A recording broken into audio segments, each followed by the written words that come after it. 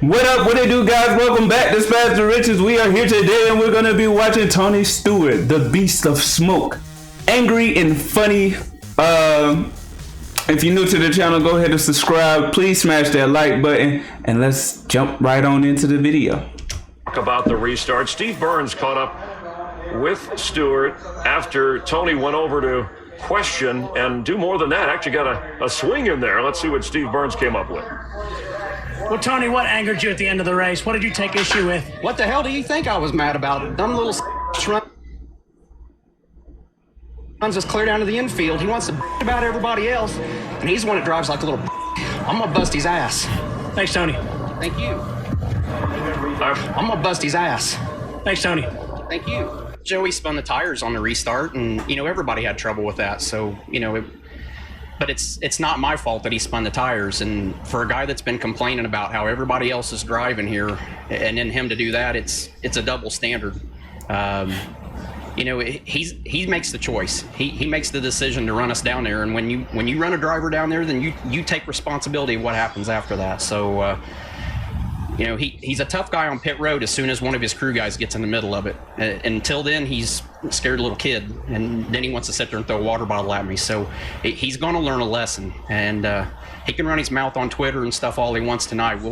I got plenty of people that are going to watch for that, and but it's time he learns a lesson. He's run his mouth long enough. He sat there and done this double standard, and he's nothing but a little rich kid that has never had to work in his life. So he's going to learn with us working guys that had to work our way up how it works. Translation, my boy want all the smoke. I don't know who he talking about because I forgot the name, but he want all the smoke. I'm pretty sure this is old though, so he wanted all the smoke back then. I don't know if he still do.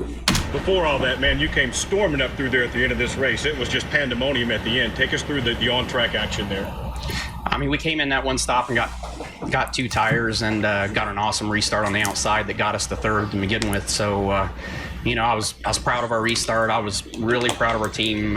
Steve Addington did an awesome job, and these guys had awesome pit stops and made great changes all day. But I don't know what happened at the end. I think we had a tire going down, or if not, we got something else that actually happened. But it started right before the caution, and then it was really bad afterwards. But still no excuse for Joey to do what he did. It's and just tired of watching these little kids whine, and then they sit there and act tough when their crew guys get in the middle of it. And it's about time. If NASCAR wants to let the guys have at it, it shouldn't be any different in hockey. Let us have at it, and then when one guy goes to the ground, then it's over. Tony, he basically said after the race, he said, you know what, I blocked him. And he said early in the race, I wouldn't do that. End of the race, he would. Does that give him any excuse for that at that point? He still takes the responsibility on himself. I mean, he has that right. He has the choice to do that. I mean, he's in control of his car, but if he ever turns down a cross in front of me again, I don't care what lap it is, he won't make it through the other end of it. If I didn't hit the chip, he wouldn't have made it through turn one to begin with. So, I'm tired of these guys doing that stuff, and especially out of a kid that's been griping about everybody else, and then he does that the next week. I mean, he's sent Denny to the hospital and screwed our day up. So, he's talked the talk, but he hasn't walked the walk yet. He's always got his crew guys walking the walk for him. He said he wants to call you this week. Will you accept that phone call? Hell no. If he wants to talk about it, we'll talk about it. So after he threw the water bottle at me like a little girl, we'll go at it now. I'm not going to listen. I got nothing. I don't care what he has to say. It's just words right now. Actions speak louder than words. I'm going to bust his ass. Thanks, Tony. Thank you. I'm gonna bust that ass. Why they keep playing that one? Ralph? Well, we're here with Tony. All right, Tony, your perspective, what happened? The kid's an idiot. He wins one Busch race, and he's a cup driver now.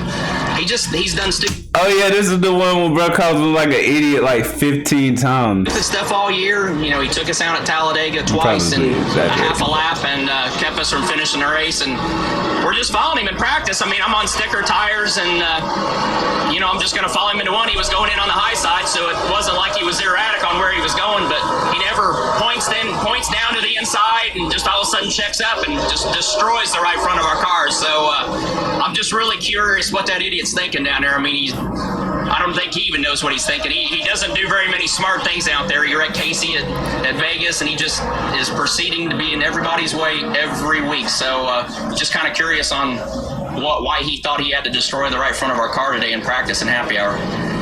Tony, Stewart, pretty frustrated. Marty, he had a very fast car in that practice set. Respect to what happened. The kid's an idiot. I'm gonna bust his ass. Thanks, Tony. Thank you. Respect to what happened. The kid's an idiot. I'm gonna bust his ass. Thanks, Tony. Thank you. Sorry we couldn't crash more cars today. We didn't fill the quota for today for Talladega and NASCAR. If we haven't crashed at least 50% of the field by the end of the race, we need to extend the race till we at least crash 50% of the cars, because it's not fair to these fans for them to not see any more wrecks than that and more tore up cars. I mean, we still had over half the cars running at the end, and it shouldn't be that way. I don't think any of the wrecks were an overheating issue. That's why I say I think we ought to just tape them off solid and run them until they blow up anyway. I think it'd make it a lot more exciting for the fans if we don't crash half of the field by the end of the... Oh boy, want more crashes, yo. And he's right. It would make it more exciting, but it makes it more dangerous. But it makes it more exciting. I don't know. I watch a lot of stuff just to like see some excitement. Like I watch wrestling. I still catch up on wrestling. I stopped for a while, but I watch a lot of WWE. The race that you need to extend, you really need to extend it, because I mean that's what the fans want. They want to see that excitement. I'm upset that we didn't crash more cars. I mean, I feel like that's what we need. You know, that's what we're here for. I mean, and I feel bad if I don't spend at least $150,000 and tore up race cars going back to the shop. So we definitely got to do a better job of that. At least $150,000 on tore up race cars. My boy is serious right now, man. He wants this. It would have been a lot more fun if I could have got caught up in one more race. My boy ain't even in it to win. He's in it to fuck some shit up. If I could have done that, it would have been perfect. I mean, I think if we could make it a figure eight, it'd be perfect. It would absolutely be perfect here. It'd be better than what we got. So that's going to be my vote next week, is that we make it a figure eight, and or we can go stop at the halfway, make a break, and turn around, go backwards the rest of the way, and then with 10 to go. Hey, you know what? He looks like that dude. I'm trying to. You know the dude off of the Wedding Crashers? He looks like him. He looks like the man off of the Wedding Crashers. Like, if you haven't seen Wedding Crashers, go watch the Wedding Crashers. I can't think of his name, but when you see him, you know who I'm talking about. He's one of the main characters, not the skinny one, the other one. He looks just like him, yo. Like in this picture right here, like this freeze frame right here was perfect. The pause right here was perfect. He looks just like the man. We'll split the field in half, and half of them can go. Like if they ever do a story on this guy, like a movie or something, that's who they should get to play him, cause they look just alike. Go the regular direction, half of them can go backwards. I'm gonna bust his ass. Thanks, Tony. Thank you. Respect to what happened. The kid's an idiot. Totally not very Flat. Looks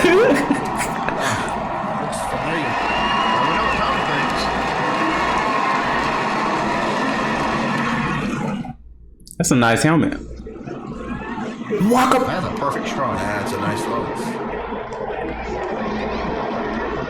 You just used one hand, didn't you? Yeah, right. I think he's got both hands. Look at that. The southpaw, too. We were definitely faster than Matt after that restart. Checked up twice to not run over him, and I learned my lesson there. I'm gonna run over him every chance I got from now to the end of the year. Every chance I got.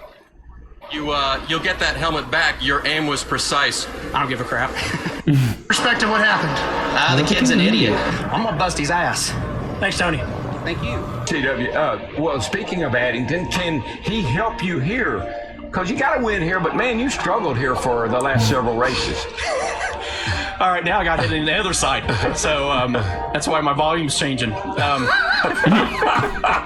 a lot of good friends down there. I hope this is all I get roughed up today is before the race, not on the track here. What'd you say again? Respect to what happened.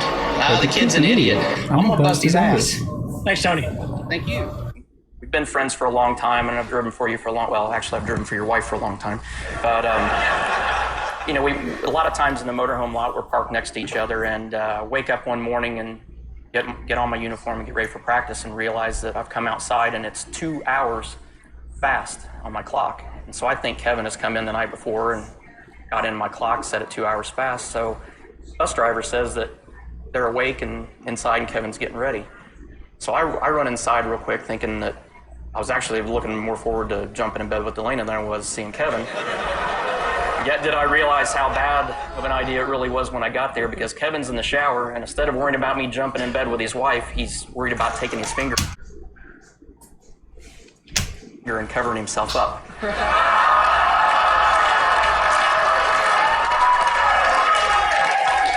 Perspective, what happened? The kid's an idiot. I'm gonna bust his ass. Thanks, Tony. Thank you. But don't worry, it's all good. When this is over tonight, we're parked together in the same bus lot right next to each other like normal, and I'll come over and Delana and I'll show you what more than 3 minutes really is all about tonight.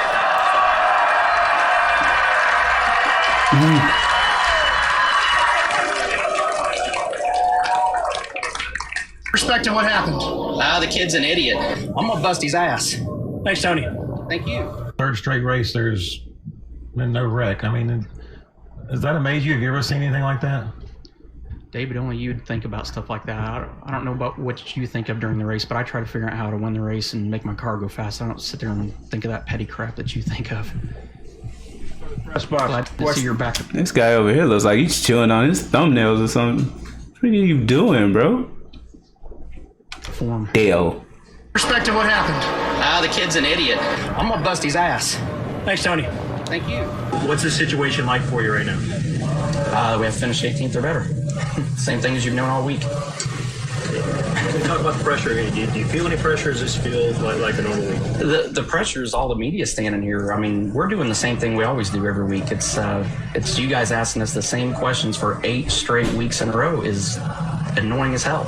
So that's where the pressure's coming in, is because we're answering the same thing that we answered for the last 7 straight weeks. That's where it gets annoying after a while. It gets to be very monotonous. What should we be asking you? I don't know. I don't do your job. Well, I mean, I think my boy's frustrated right here. I'm telling you. I'm pretty sure them press conferences and stuff like that, and the people that be sitting around, that shit does get a little annoying. Keep asking the same questions. I understand. Come up with something original. in this particular week, I think that's unfair. Right. All right. Jenna. All right. Here's the thing. All I care about is what I'm doing this week. I'm not worried about what's going to make your article this week. So if it doesn't make my race car go fast, I really don't care about it right now. I got a lot of things going on. That's fair. Okay. But you're in a So ask me a question that's original this week. I think that the question is the same this week because of where you are. Then go back the last 7 weeks and get the same answer I used the last 7 weeks. You discussed last week. The same thing I've been doing. Okay. You discussed last week that the one place you guys have some deficiencies is you need a competition director in order to get the overall scope to grow. Is that something you have to wait until the end of the season to do, or something you're working on every day? No, definitely not. You definitely don't want to wait till the end of the season. See, this is original. This is somebody who's a good journalist because he actually knows how to ask something original here. Oh, my boy is petty. I like it. Bruh, like shutting her all the way down, shutting her up. Because it be them smart mouth people. People don't understand. It be them smart mouth people, when you tell them something, they get upset and they think that they got you. They think they got you by the toes or whatever. So they keep wanting to nitpick with you and you already aggravated from that. So yeah, he shutting her down the right way. He shutting her all the way down. He shut most of them down. If anybody would did it, he would shut them down the right way, just like that. That's the right way to shut somebody up. But it's a good question, Marty. Actually, it's nice to have that occasion. Perspective, what happened? The kid's an idiot. I'm gonna bust his ass. He even came back like, that's a good question. It's nice to have that finally. Like, you feel me? Like, yeah, shut up. Yeah, ask me the same questions. Ass. Thanks, Tony. Thank you. Yeah, I mean, I felt good in the car today. Just it's still a long day here. All right, you win again at the Brickyard. Tony, can you put this one in comparison to the last one? This one's for every one of those fans in the stands that pull for me every week and take all the bullshit from everybody else. Tony Stewart, your runner at the Brickyard. The last time he won here? This one's for every one of those fans in the stands that pull for me every week and take all the bullshit from everybody else. Oh my goodness! Poor Delana. That was unplanned. See what happened? Anyway. I'm gonna bust his ass. Thanks, Tony. Thank you. Sorry, guys. Okay, boys. Hit a pop?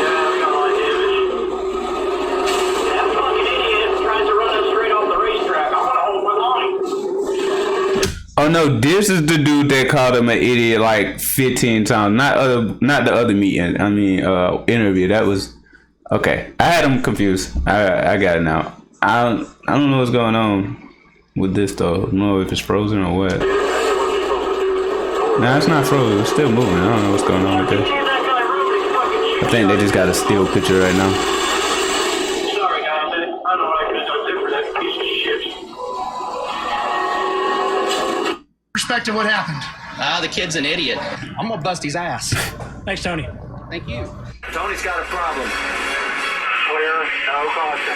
Fucking Goodyear's a fucking piece of shit. God damn. Gets together with Gordon. Mr. Stewart. That's pathetic. Stewart Little. Tony Stewart Little. Trackside Live join Matt Yoakum, who's with Tony Stewart. Matt? Chris, a few random incidents starting with Bristol. And Tony, are people making too much about the on-track stuff, or there may be some hidden frustrations over the fact you haven't won yet this year? There's no hidden frustrations. I think the people that are blowing it out of proportion are, Mike Joy and Larry McReynolds and Darrell Waltrip in the booth. Nobody else has been complaining about it. Rusty and I talked when we saw each other, 2 days ago at the airport, and we were just kind of laughing about it and shook hands and went on. And, our fans at Sedalia, Missouri and Knoxville, Iowa that came out to watch us run the sprint car, they stood out in the rain for a half hour in the rain to get autographs. So, it's funny. I keep watching the replays of the race after I get home and listening to Darrell and Mike Joy and McReynolds. It's like you keep watching the screen waiting on Tattoo to come by in his little white tuxedo welcoming everybody to Fantasy Island. Maddie, ask Tony. Tell him this is a reality show. And, we just talk about what I told him this the other night when I was talking to him. We just talk about what we see. And the one thing we see is a common denominator of him involved with a lot of other folks. So, we're not picking on him. We're just telling what we see. DW says, Tony, that he's not picking on you. He just is seeing what the video shows. Yeah, I know. Darrell's memory kind of gets a little screwed up sometimes. I guess he forgets that with all the rule changes he wants NASCAR to make, he forgets that if they changed the rules and took the Champions Provisional away, he wouldn't have been able to race the last 2 years. So I know Darrell's doing what he has to do with Shots fired. his job, but I think there's a lot of times what you see on the screen isn't the whole total story, and I think they've done a real good job in the booth of blowing things way out of proportion like they normally do. I guess that's probably what they need for ratings, which I think our sport's doing a pretty good job of ratings without having to butcher up what they see on the screen. Perspective, what happened? The kid's an idiot. I'm gonna bust his ass. Thanks, Tony. Hey, homeboy know how to throw some shots, yo. I'm telling you. I rocks with this dude. Thank you. How much does this affect your chances of winning the 500? I don't know, rocket scientist. I'm sitting here with a backup car. What do you think? How much do you have to do to this backup car to get ready? Talk to Darian Grubb. I don't know. We got a lot of work to do. I'm ticked right now. I'm not happy. I'm not cordial. I'm not nice. I'm not anything right now, and I shouldn't be. If it was because two guys wrecked and it was something a driver's mistake, that's one thing. But a manufacturer that has the sole deal here, they don't have any competition, and they can't give us something to keep us from having problems like this. So I don't know. Perspective, what happened? The kid's an idiot. I'm gonna bust his ass. That's I feel, bro. I'm telling y'all, bro. I feel where he coming from. It is the most annoying thing ever to be asked a question you don't know the answer to, and then when you say you don't know, and then it's asked again, like, bro, stop asking me this question. Ask me something else. I just told you I don't know. And you asking me stuff you should be asking my team. Like, what? What y'all gotta do? What y'all gotta fix to make the car go for you to win? I don't know. Ask them. I don't fix the cars. I just drive it. Damn. Yes. Thanks, Tony. Thank you. This one's for every one of those fans in the stands that pull. Well, that's gonna be it for the video, guys. Let me know what you think in the comments below. Please smash that like button. Subscribe if you haven't already subscribed. And yeah, I can understand the frustration you be having with the I don't even know what to call them. I guess I forgot the names of them people. Interviewers or paparazzi, whatever. Yeah, they ask some pretty annoying questions. They ask stupid questions. I done seen that. I ain't never had to go through it, but I have dealt with people asking me stupid questions, so I can understand this frustration, especially if you got you in that type of large scale and people asking you the same dumb questions.